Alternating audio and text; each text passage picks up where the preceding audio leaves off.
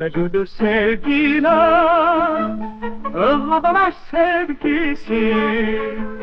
Sevgiden pay ver Allah, sevgisizlik en pisi.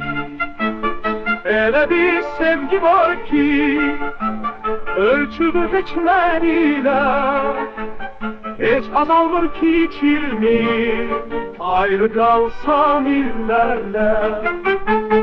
O vatan sevgisidir, orada bahar emri var, orada Hazer'le birlikte lehmelenir duygular.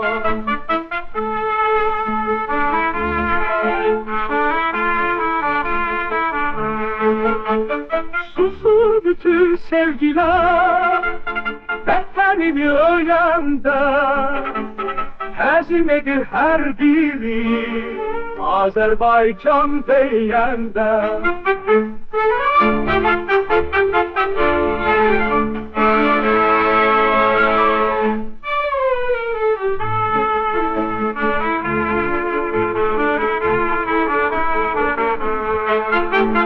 Şubecüdür sevgiler, ıhlamur sevgisi. Sevgiden pay ver Allah, sevgisizlik en pisi. Öyle bir sevgi var ki, ölçülü meçleriyle, hiç azalmır ki içilmi, ayrı kalsam illerle.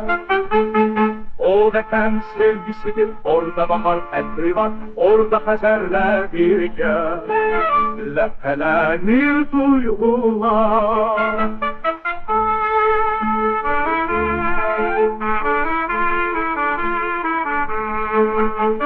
Susur bütün sevgiler, bedenimi öğrende, hezimedir her biri, Azerbaycan deyende.